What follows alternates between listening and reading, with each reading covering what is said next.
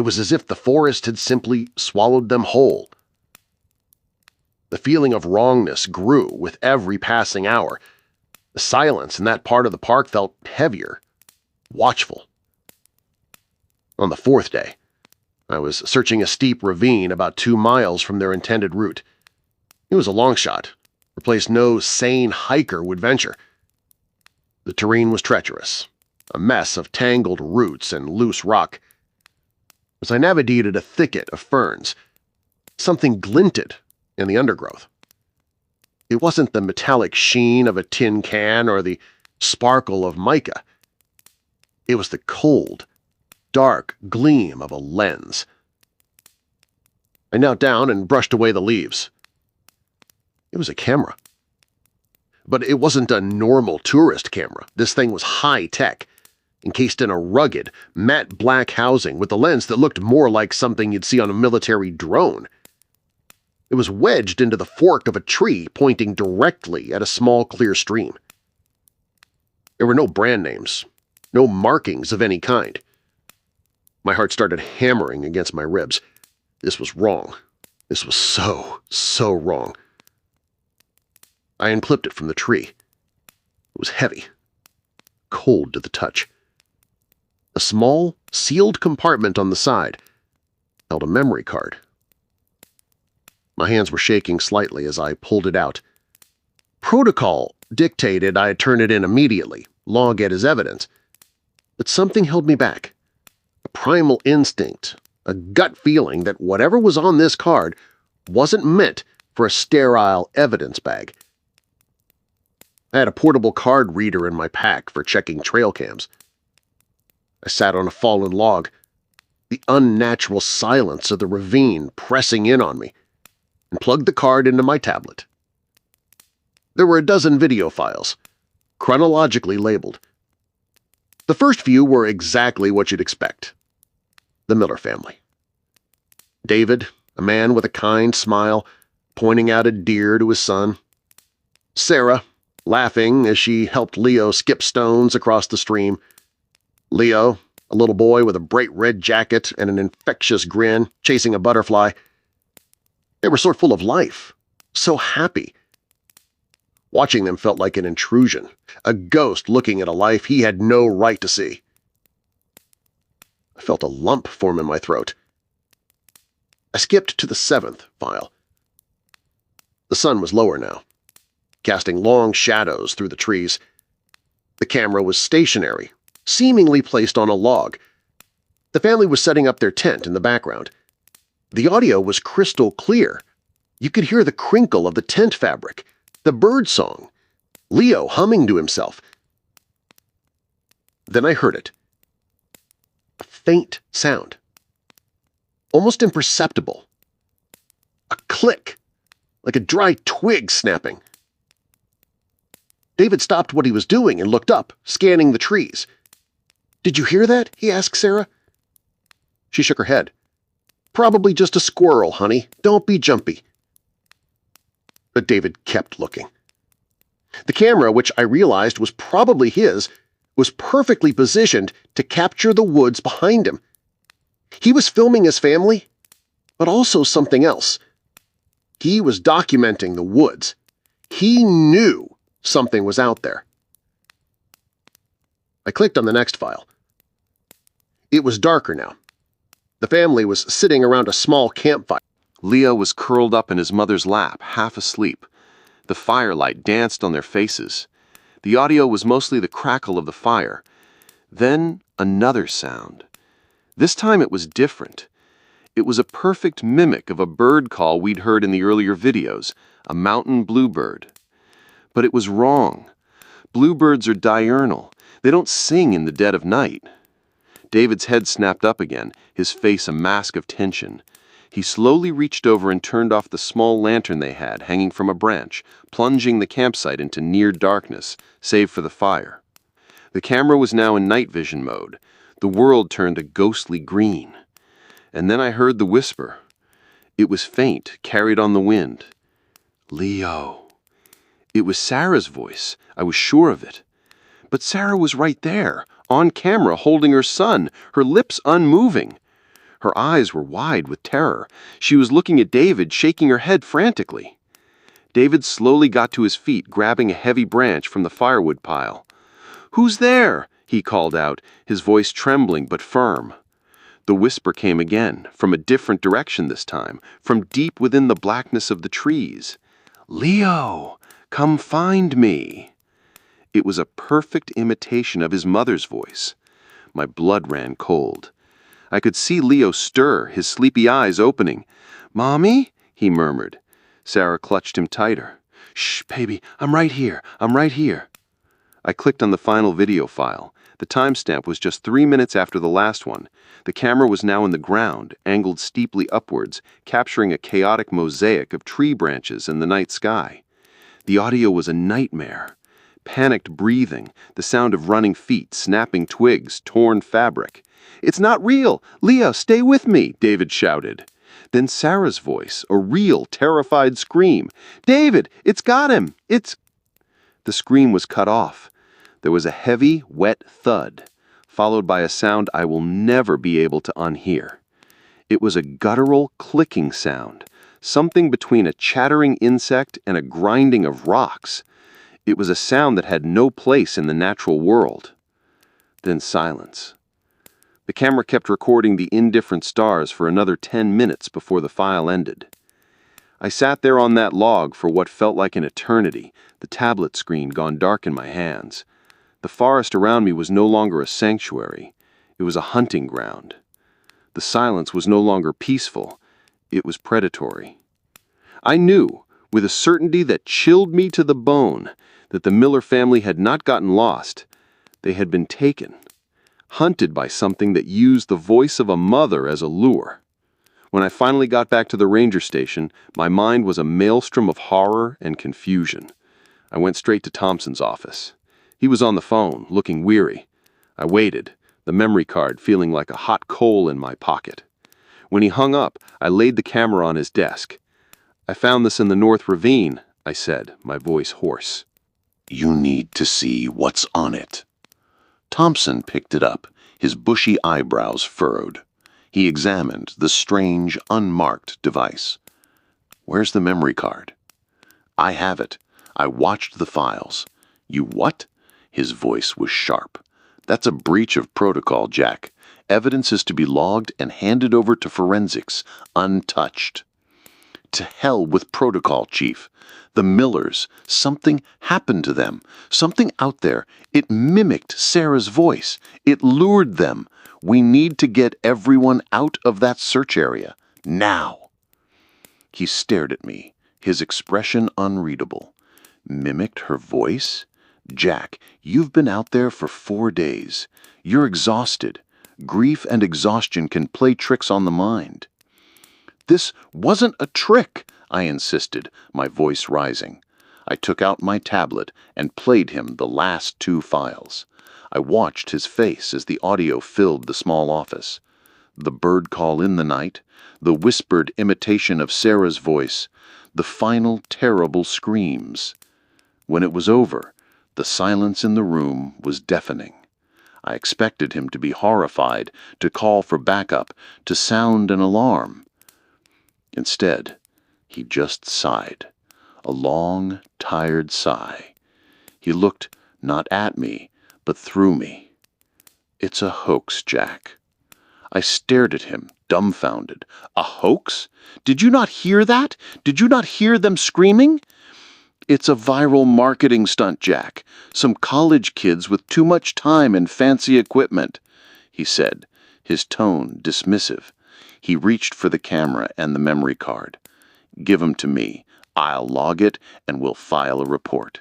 In the meantime, the official search is being scaled back. We're moving to a reactive phase. We've done all we can." He was shutting it down. He was burying it. He heard what I heard. He saw what I saw, and he was choosing to call it a prank. Every instinct in my body screamed that this was a lie. He was hiding something. His calm demeanor wasn't just professionalism, it was a carefully constructed wall. He was my boss, the authority, but my gut, My soul was screaming that something was terribly, fundamentally wrong with his response. I was at a crossroads. Obey orders and let the memory of the Millers be swept under the rug? Or defy him and venture into a darkness I couldn't even begin to comprehend? What would you have done in my situation? Follow orders and try to forget the screams you heard? Or follow your conscience into the unknown? Let me know your thoughts in the comments. I couldn't let it go. That night I lay in my bunk, the sounds from the video playing on a loop in my head. The clicking sound, the mimicked voice. I realized I had made a copy of the files onto a personal drive before I'd handed the card over to Thompson. It was a reckless, insubordinate act, but I didn't care. The faces of that family were burned into my mind. I owed it to them. I owed it to Leo. There was only one person I could think of who might believe me, who wouldn't just call me crazy. Ben Carter. Ben was a legend among the Rangers. He'd worked in this park for 40 years before retiring a few years back. He lived in a small, isolated cabin on the park's western edge. They said Ben knew the park better than the deer and the bears did. They also said he was a bit of an eccentric. He talked about things, strange occurrences, disappearances that were never solved, sounds in the night that defied explanation. At the time, we'd all dismissed it as old Ben's campfire stories. Now, I wasn't so sure. The next morning, I called in sick for the first time in my career and drove out to Ben's cabin. It was tucked away in an aspen grove, smoke curling leisurely from its stone chimney. Ben was on his porch, carving a piece of wood. He was a man who looked like he'd been shaped by the wind and the sun, with deep lines on his face and eyes that saw everything.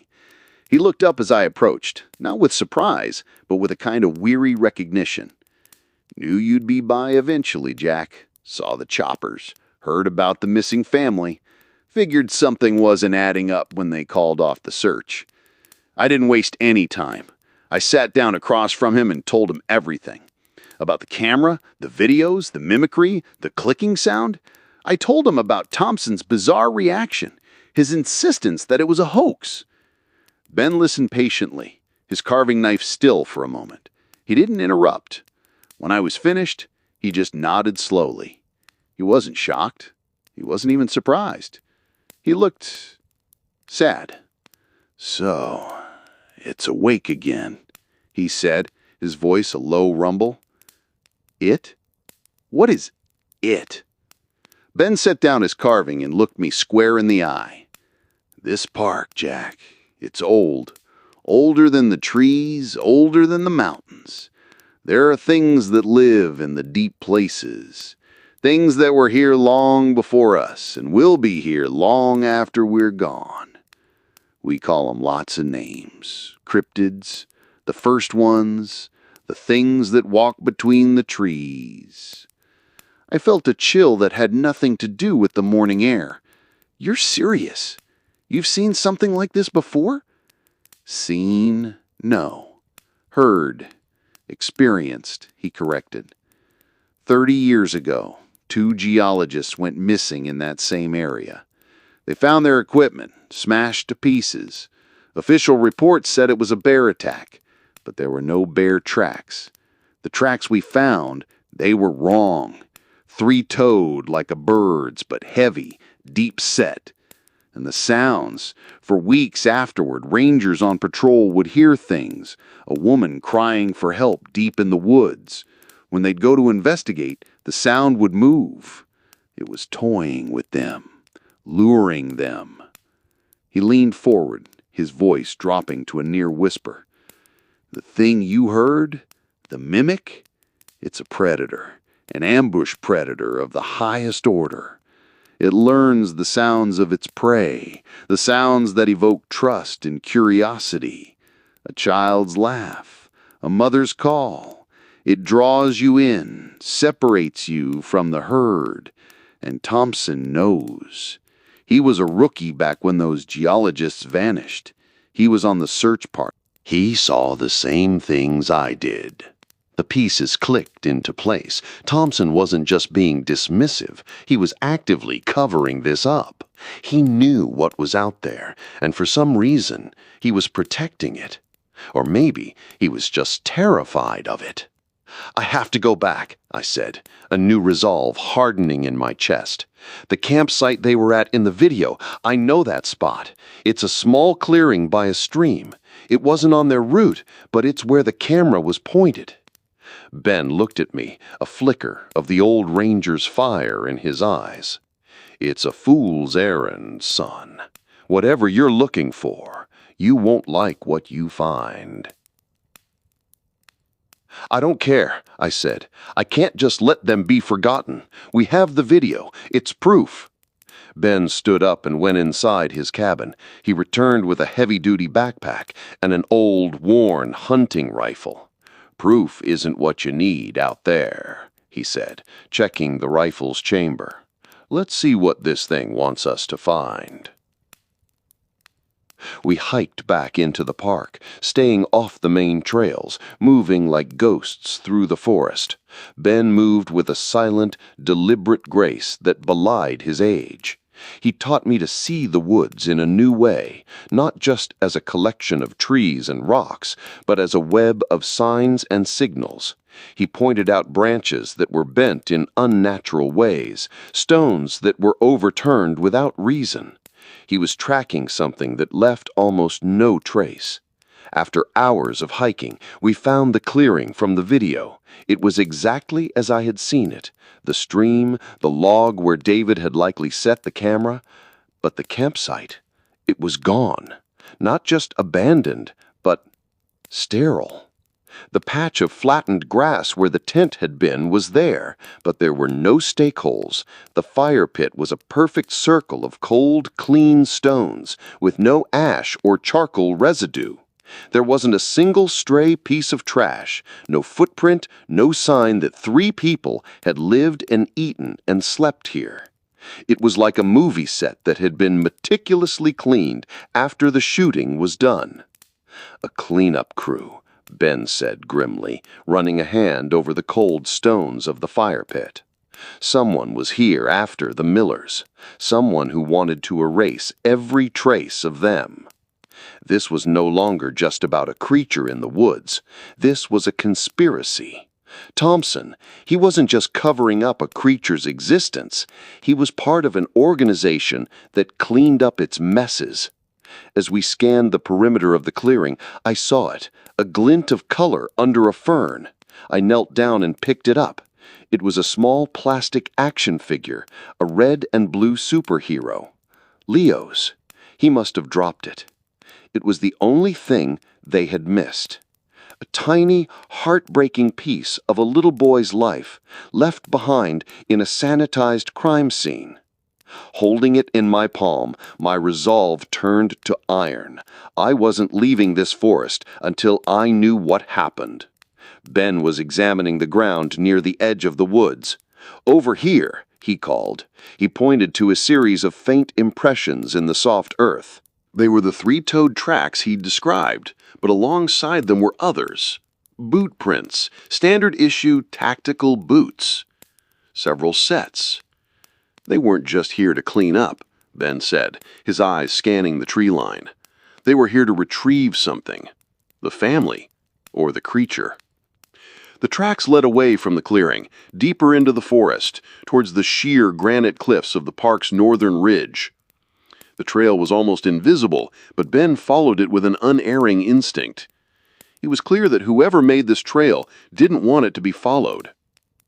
We followed the faint trail for another hour, the forest growing darker and more menacing as we climbed in elevation. The sense of being watched was overwhelming. Every shadow seemed to hold a lurking shape. Every gust of wind sounded like a whisper. Then, the trail simply ended. It stopped at a massive, solid wall of granite. A dead end. "I don't understand," I said, running my hand along the cold rock. "Where did they go?" Ben wasn't looking at the rock face. He was looking at the ground, at the patterns of moss and lichen. He walked over to a section of the wall that was covered in a thick curtain of ancient ivy. "The world is full of doors, Jack," he said softly. "You just have to know where to look." He reached into the ivy and pushed. With a low groan of grinding stone, a section of the rock face swung inwards, revealing a dark rectangular opening. It wasn't a cave, it was a doorway. A cold metallic scent, like ozone and sterilized air, drifted out from the darkness within. My heart was pounding so hard I could hear it in my ears. We had found it. We had found the rabbit hole. And we were about to go all the way down.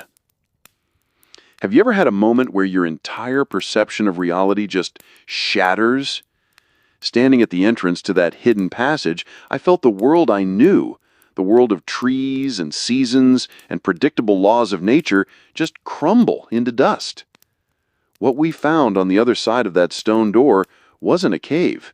It was a corridor. Polished concrete floors, fluorescent lights humming overhead, brushed steel doors spaced at regular intervals. It was a high-tech research facility buried inside a mountain in the middle of a national park. Ben and I exchanged a look of pure disbelief. He held his rifle at the ready, and I unholstered the service pistol I carried. We stepped inside, and the massive stone door swung silently shut behind us, plunging us into the world of the people who cleaned up the campsite. The air was cold and sterile. The only sound was the low hum of electricity. "What is this place?" I whispered, my voice sounding small and fragile in the long hallway. "This is the cover-up," Ben replied, his eyes scanning every corner. "This is the reason people go missing and are never found." We moved cautiously down the corridor. Most of the doors were locked, requiring a key card, but one was slightly ajar. We peered inside. It was some kind of laboratory. Stainless steel tables, complex machinery I couldn't identify, and computer monitors displaying lines of code and complex biological diagrams. On one table, under a powerful microscope, was a slide. I leaned over to look at the monitor displaying the microscope's feed. It showed a cell structure unlike anything I'd ever seen in a biology class. It was crystalline, almost geometric, yet it pulsed with a faint, rhythmic light. On a whiteboard on the far wall there were equations and notes. I saw words scrawled in a hasty script: acoustic mimicry, vocal cord plasticity, psychological lure patterns. They weren't just observing the creature, they were studying it, dissecting its very nature. We continued down the hall and found a door labeled Observation. This one was unlocked. The room beyond was dark, dominated by a massive, triple-paned window that looked out into a vast, cavernous space. It took my eyes a moment to adjust, but when they did, my breath caught in my chest. The cavern was a meticulously recreated slice of the forest outside. There were trees, rocks, even a small stream. It was a habitat, a cage, and in the center of it, I saw movement. It was tall, impossibly thin, with limbs that were too long for its body. Its skin was the color of mottled bark, allowing it to blend seamlessly with the shadows of the trees. It had no discernible face, just a smooth, featureless head. As we watched, it cocked its head, and the clicking sound from the video echoed through the cavern, amplified by the acoustics of the space. It was the creature. They had it. They had captured it. My mind reeled. If the creature was in here, then what had happened to the Millers? We backed out of the observation room, our minds racing. This organization, whatever it was far more powerful and sophisticated than we could have ever imagined. We needed to find answers. We needed to find out what they knew about the Miller family. At the end of the main corridor, we found a door marked Records and Data Management. It was locked tight. "No way through," I said, defeated. Ben just smiled faintly. "Every system has a back door." He pointed to a ventilation grate near the floor. It was large enough for a person to crawl through. After a few minutes of work with his hunting knife, the grate came loose. I'll keep watch. You're smaller than I am. See what you can find. Look for anything on the Millers. Incident reports. Anything." I squeezed into the dusty, dark vent and crawled. It was claustrophobic, the sound of my own breathing deafening in the enclosed space. I followed the shaft until I found another grate that opened into the server room. The server room was bathed in the blinking blue and green lights of dozens of server computers. I slipped out of the vent and went to the main terminal. I'm no computer expert, but I know my way around a basic interface. The system was password protected, of course. I tried a few simple guesses. Admin, password 123. Nothing. Then I had an idea. I thought of Thompson, a man of procedure, a man who saw this as a necessary if unpleasant duty. I typed in a phrase I'd seen on a plaque in his office, "For the greater good." The screen flashed, and access was granted. I was in. I felt a surge of adrenaline. I started searching the directory. I found personnel files, research data, containment protocols. The name of the organization was the Park Preservation Directorate, or PPD, a deceptively boring name for a group that cages monsters and covers up deaths. Then I found it. A folder labeled Incident Reports. I clicked it open. There were dozens of files, each dated and coded. I scrolled down to the dates the Millers went missing. There it was, File 734, Eagle Peak Incursion. My hands trembled as I opened the file. It wasn't a missing persons report. It was a cold, clinical after-action report. Subject, Miller family, David, Sarah, and Leo. Status, contamination event. Summary, unscheduled interaction between civilian subjects and Asset 7, codename Siren Head. Asset breached primary containment during a feeding cycle. Lure and capture protocol initiated successfully with all 3 subjects. Action taken. Subjects retrieved and moved to Biolab 3 for post-exposure analysis. Campsite sterilized. All physical evidence removed. Local Authority Liaison, Chief Thompson, has contained public-facing investigation. Recommendation: review containment protocols for Asset 7. The mimicry patterns are evolving faster than projected. I had to read it 3 times before the words sank in. Contamination event. Retrieved. Post-exposure analysis. They weren't dead. Not yet. They were here, somewhere in this godforsaken facility, being treated like lab rats. The hope that flared in my chest was immediately extinguished by a wave of pure horror. They hadn't been killed by the monster. They had been captured by the people who owned the monster. I frantically searched for a map of the facility. I found one, a complex blueprint of labs, offices, and containment blocks. Biolab 3 was in a lower sub-level. I was about to download the map and the incident report to my drive when an alarm blared through the facility. A shrill, piercing siren and a calm, automated voice. Security breach detected in data management. Lockdown initiated. Red lights began to flash in the corridor. They knew I was here. I scrambled back to the vent, my heart a trip hammer in my chest. I got the report. I had the proof, but it was useless if we didn't get out of here alive. I met Ben back in the main corridor. The look on his face told me we already knew we were in deep trouble. Steel shutters were slamming down over the doors. "We're trapped," I said, my voice barely a whisper. "Not yet," Ben said, pointing his rifle down the hall. At the far end of the corridor, a team of armed guards in black tactical gear was advancing on us. And leading them, his face grim and set, was Chief Ranger Thompson. "It's over, Jack," Thompson's voice boomed down the hall. "You don't know what you're meddling with. This is for the good of everyone. You have to understand that." "The good of everyone?" I yelled back, my voice filled with rage. "What about the Millers? Are they part of your greater good? Are they just acceptable losses?" Thompson's face hardened. "They crossed a line they shouldn't have. They saw something they shouldn't have. We are maintaining a balance you can't possibly comprehend. Now, drop your weapons. There doesn't have to be any more trouble." Ben raised his rifle. "I don't think so, Thompson. I remember what happened to those geologists. You made your choice a long time ago." The guards raised their weapons. This was it. It was over. But Ben was a man who knew the woods, and it turned out he knew his way around conspiracies, too. He glanced at a large red control panel on the wall next to him. The label above it read, "Containment Habitat Emergency Release." "There are two kinds of creatures in this world, Jack," Ben said to me, his voice dangerously calm.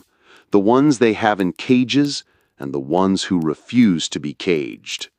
Before anyone could react, he slammed the butt of his rifle into the glass cover of the panel and hit the big red button. The siren changed its pitch to a deep guttural roar. A new automated voice spoke, this one filled with urgency. "Warning! Asset 7 containment has been breached. All personnel evacuate immediately." Thompson's eyes went wide with genuine fear. The guards hesitated, looking at their commander and then back down the hallway from where a new sound was emerging, the sound of splintering trees and a low, guttural clicking that was growing rapidly louder. "You fool!" Thompson screamed. "You have no idea what you've done." "I know exactly what I've done," Ben said to me, grabbing my arm. "I've given us a diversion. Now run." We sprinted back the way we came as chaos erupted behind us. I could hear the guard shouting, the sound of gunfire, and then a terrifying high-pitched shriek that was not human. We didn't look back. We scrambled back to the stone door, and Ben knew the sequence to open it from the inside. We burst back out into the cool night air of the forest, the sounds of the massacre in the facility fading behind us as the stone door sealed itself once more. We barely made it out of there with our lives, and the evidence I held on that drive was about to change everything I thought I knew about the world. If you're on the edge of your seat waiting to see what happens next, make sure to hit that subscribe button, because the full truth is what we're all after, and sometimes it's more terrifying than any lie. We ran for miles, fueled by adrenaline and terror, not stopping until the sun began to rise. We are on the run now. We can't go home. We can't go to the authorities. How do you report a secret organization that operates with impunity from inside a mountain? An organization that Thompson is a part of. They would just disappear us. Another sanitized incident. Ben and I, we're ghosts now. We live in the shadows, moving from one small town to the next, always looking over our shoulders. The data drive is my constant companion. It holds the truth about the PPD, about Asset 7, and about the horrifying fate of the Miller family. They weren't just victims of a monster. They were victims of the people who tried to control it. My goal now, our only goal, is to get this information out there, to find someone, a journalist, a whistleblower, anyone who will listen and is brave enough to expose it. It's a heavy burden. Sometimes, in the dead of night, I still hear their screams. I see Leo's face smiling in the sunshine, and I am overwhelmed by a guilt that feels like it could drown me. I found the answers, but I couldn't save them. The world is not what we think it is. The wilderness we seek to escape to is not empty. It is full of secrets, and some of those secrets have teeth. And hidden in the shadows are the people who have appointed themselves zookeepers, the ones who decide who gets to know the truth and who becomes an acceptable loss. They believe they are protecting humanity, but their protection is a cage, for us as much as for the creatures they hunt. We are living in a national park that is, in reality, a nature preserve for nightmares, and the rangers are no longer just protecting the people from the woods. They are protecting the secrets that the woods hold. So I ask you, do you think I did the right thing? Should I have just walked away and let Thompson bury the truth? Or was I right to pursue it, even if it meant becoming a fugitive? And have you ever experienced something you just couldn't explain in the great outdoors? A sound in the night, a feeling of being watched? Share your thoughts and theories in the comments below, because the more of us who start questioning the silence, the harder it will be for them to keep us all in the dark.